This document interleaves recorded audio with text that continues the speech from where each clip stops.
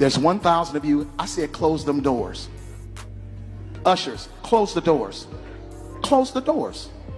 Close the doors. We all gonna lead together.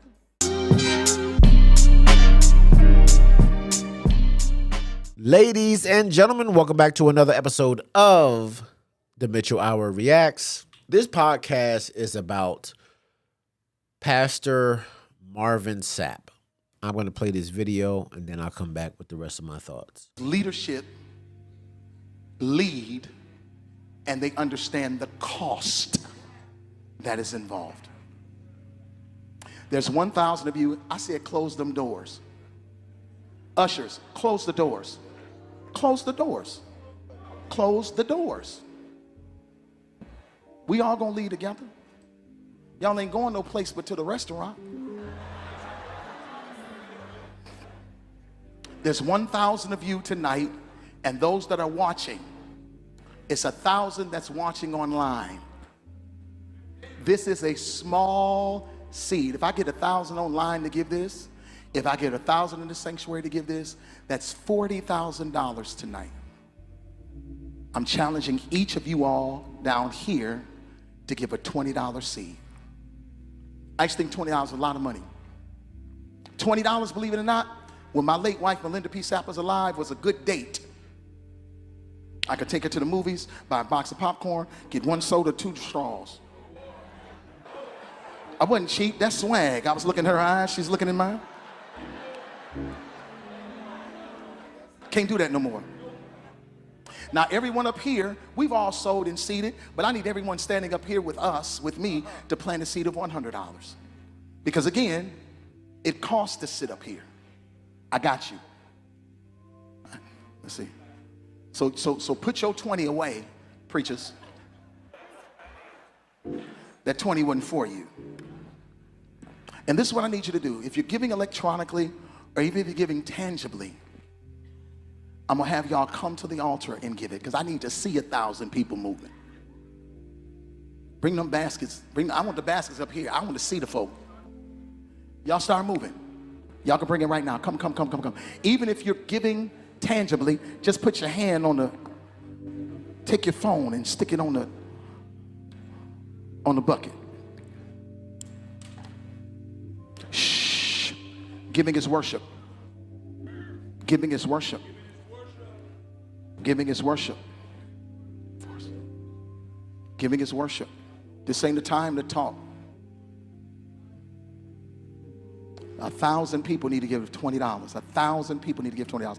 1,000 people online need to give $20. This is easy, saints. This is an easy miracle.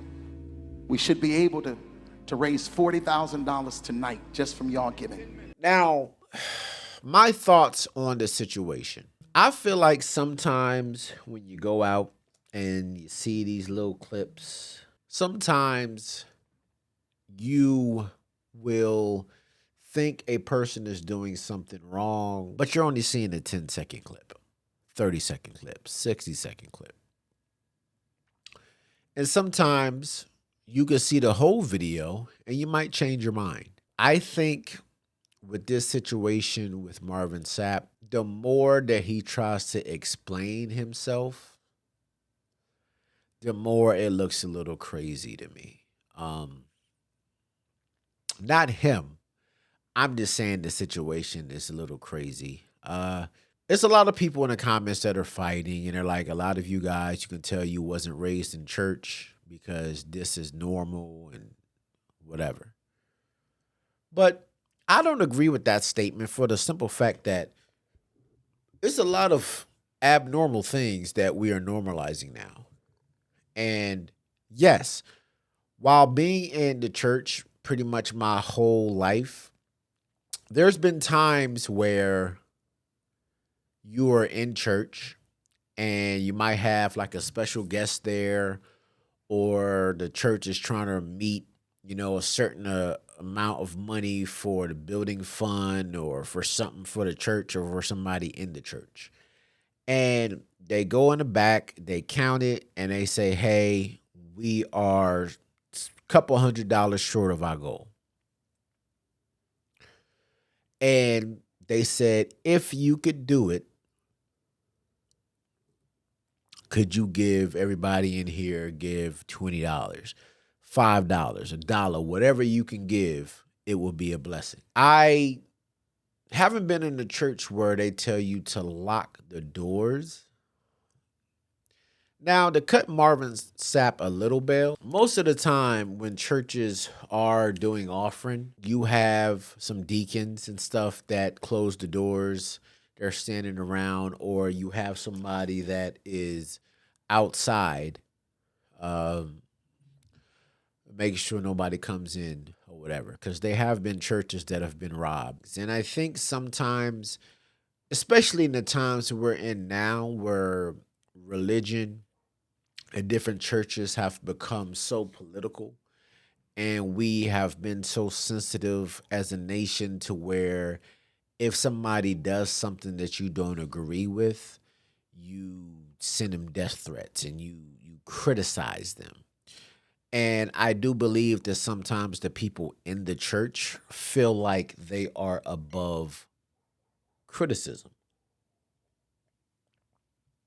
And I think that causes a lot of the backlash that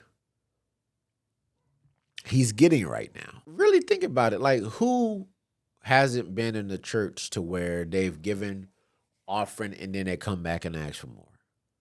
I'm not saying that's right. I'm not saying it's wrong. I'm just saying it happens. And that clip that was put out, he didn't really say it in a kind of like, hey, let's lock the doors. This is going to be like a regular offering. We're going to do this. He said it kind of forcefully, like, and I think people are taking it where like it's almost like, hey, we are being held against our will to give money that we might not want or can give. I think the more interviews that he does to get sympathy, the more he tries to explain himself, the worse he's making it. Like, we as a nation are so, like, we have a short attention span. I mean, all he got to do is stop talking for a little while until something else pops up, and then everybody will forget about it. Until he does something else that might come across arrogant. And I had a conversation with somebody close to me, and I told him sometimes people are so caught up in their arrogance that they don't realize what they're doing. They don't realize that every single thing that they do is going to be scrutinized because it's being recorded. You know, I know some churches that do streams when offering is being given, they pause it.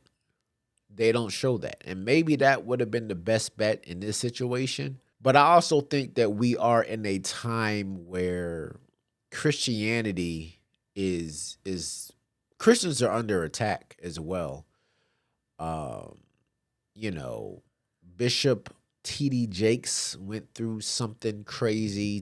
The Potter's House was streaming live services one Sunday when Bishop Jakes froze mid-sentence and started shaking. His friends and family members rushed on stage to help, and Jakes was rushed to a hospital nearby. He spoke about the incident for the first time this morning on the Today Show. Didn't know what it was, but I almost died. Massive heart attack. He said 5 minutes later I'd have been dead on arrival. The right side of my heart had completely stopped getting blood at all. To where just because he was around the man that we all know is Mr. Baby Oil, Diddy Combs, they're looking at it as Bishop was a part of the lifestyle that Diddy was living, excuse me. But I think we get caught up in the lifestyle that some of these pastors are living, or how like flashy they are, that we forget that they're just regular people. And we forget that they could still minister to some of these people. Ever negative rumor comes out, people hop on it. I don't think we could look at TD Jakes any type of way. Just like I don't think we can really look at Marvin Sapp any type of way. Good has always been good versus evil, and I think that Christians are under attack. And I just think that some things shouldn't be on social media. Because if they would have closed down that feed, I don't really think that he would be getting as much backlash. If your word is good, if your choir is good, if your church is like that, people are going to come and they're going to sow. I do believe that pastors, bishops, men and women of the cloth can be criticized. I just think that there is a certain way you could do it. When I don't like what a pastor, a bishop, apostle does, I'm very vocal about it. But my mom always taught me is you can voice your opinion, but you also have to do it respectful. Ladies and gentlemen, that was just my quick thoughts on this situation. Till next time, I'm out. Thank you for tuning in. Hit that like button, comment, and subscribe. And until then,